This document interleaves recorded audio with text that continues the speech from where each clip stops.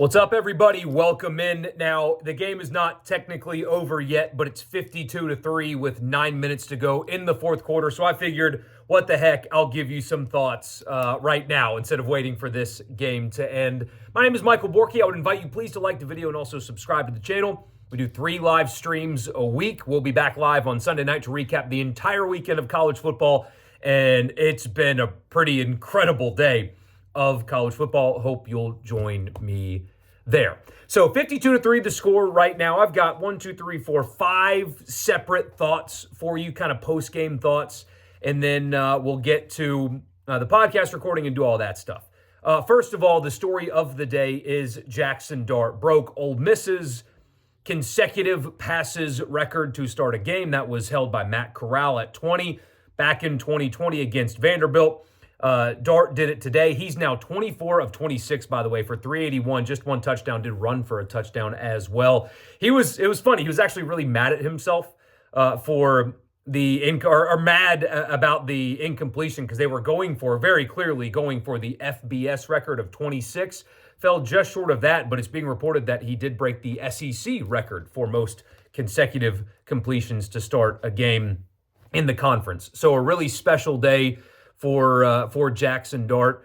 They're going to have a mismatch quarterback and receivers and weapons against basically every opponent that they play. It still is Middle Tennessee, but the efficiency that this passing offense has played with over the first 2 games, executing, catching the ball, no drops, receivers getting open, he's on time, he's accurate throwing the football.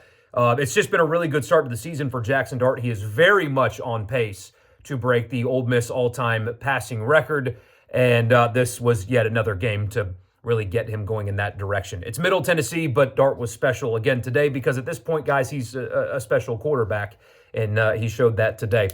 Thought number 2, it's kind of a sleepy game. It started, Ole Miss didn't really do a whole lot of hustle, hurry-up offense. They really were kind of methodical to start the game.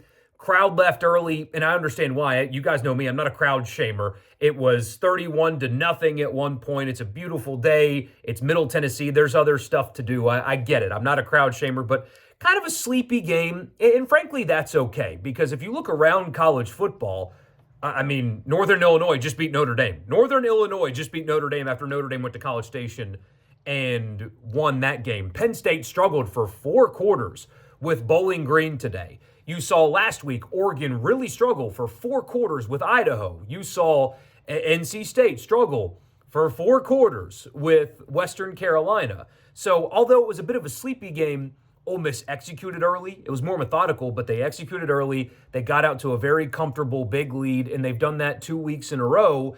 And for the most part, and we'll get to some of the concerns here in a second, executed throughout the game.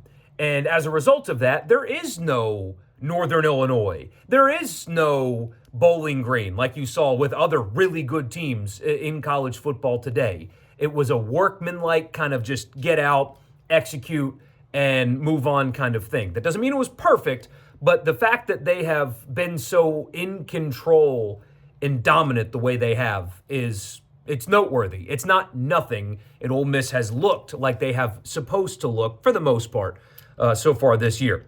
They ran the football intentionally today. Henry Parrish, 14 carries for 165 yards. And you could tell early in the game, I mentioned like the slow, methodical start to the game. That was part of it, was Henry Parrish. He got the ball a lot, and they had explosive runs. Again, he averaged 12 yards per carry, and he was really good today. And Lane Kiffin kind of hinted at that during the week, that they were going to be more intentional running the football. And they showed you that this offense, how balanced they can be and how many different ways that they can beat you. And they showed that today. So Bentley had 165. Matt Jones had a touchdown. Good for him. He got some early carries. He has earned that on multiple levels. There was a lot of questions about where Bentley is, and he did play a little. I don't know the answer to why he's not playing, but I do it kind of made me laugh that people were early in this game when Henry Parrish is absolutely cooking and averaging 12 yards per carry. He had, 92 yards or something in the first half on 7 carries, and people are like, where's Bentley? Where's Bentley? I don't know where Bentley was, but they didn't need him because Parrish was so good. Lane's going to get asked about it. I assume we'll get a better answer on that moving forward because Bentley is, the returner on this team and what you thought would be the best back that they have, and he's gotten very little playing time so far. It's noteworthy, but I mean, when Henry Parrish is doing what he did today, so it's kind of so what? So what Bentley didn't play because you got that kind of production from a veteran back in Parrish, and I understand the questions, but also they didn't need Bentley today. Maybe he's in the doghouse. Maybe he's a little banged up.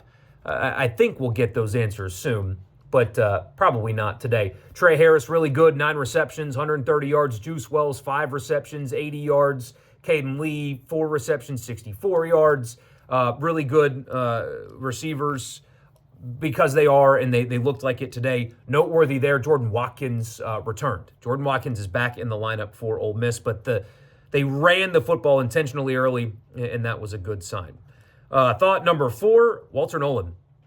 It looked ugly, that knee or leg or ankle injury, whatever it was. It didn't look pretty at first, especially with the way it was like kind of a non-contact. He slipped and grabbed at it right away. He was, moving around and kind of running on the sidelines, and they didn't take his helmet, and he was standing next to Kiffin. The last shot that I saw before I started talking to you guys, he was on the sidelines, moving around, talking to Kiffin. So that is a good sign. It doesn't mean he's in the clear, but I can't imagine a scenario in which he went to the injury tent, they tested him, had deep concerns, and then let them leave the injury tent and start running around on the sidelines and hanging out on the sidelines. So it looked bad initially. We'll know more, maybe not right away, because that's how Ole Miss operates with injuries, but the SEC is going to make them reveal them here in a few weeks when Kentucky comes to Oxford. But that is something that I underline. Walter Nolan, what was that? What happened? At least he was moving around on the sidelines and looking like he was without pain, at least in the shots that they showed him. But that is still something noteworthy. Losing him would be quite devastating because he's a special player. Luckily, they don't need to play him over the next couple of weeks. And hell, if you watch Kentucky today, they may not need him for Kentucky either. So they've got some buffer if they need to let him have some time to recover from whatever it is. But he was on the sidelines moving around, which is a good thing. And finally, thought number 5, the bad question of the day, is Ole Miss's secondary. Middle Tennessee, let's see, flipping over, threw for, here's why stats can be a little bit misleading, because Middle Tennessee went 23 of 36 for 205 yards and an interception. That is 5 yards per pass attempt. That is a really good day defending the pass generally. But you guys watched the game. You saw that there were the occasional coverage busts. There was a lot of really nice catches that were pretty well defended mixed in there as well. But it was not a good day for the secondary. Kiffin talked about it with Ashley right on the sidelines. I believe that's her first name. I'm not going to even try her last name. With all due respect to her, I don't want to butcher it. So the sideline analyst asked him about it, and you could tell he was frustrated with secondary play. It was not good in the second quarter and into the third as well. Now, I'm missing most of the fourth quarter, but still, that was something that you got to kind of circle and underline. Luckily, guys like Trey Washington, you know that they can perform at this level. You've seen it. You know what Amos can do at this level. You've seen it. So it wasn't good. They did not pass the eye test today, but it was guys that have done it at a higher level in the past. And the numbers say that they were better than they looked, but they did not pass the eye test today in the secondary. That is something to keep an eye on, underline, point an arrow at. If we're talking about giving up a lot of yards through the air in a few weeks, then we know that we should have seen that in the Middle Tennessee game. So those are some post-game thoughts. We'll be back Sunday for the live stream. Thank you guys for tuning in. Don't forget to like and subscribe and all that good stuff. Hopefully you like this shorter post-game format. And, I'll see you guys on Sunday.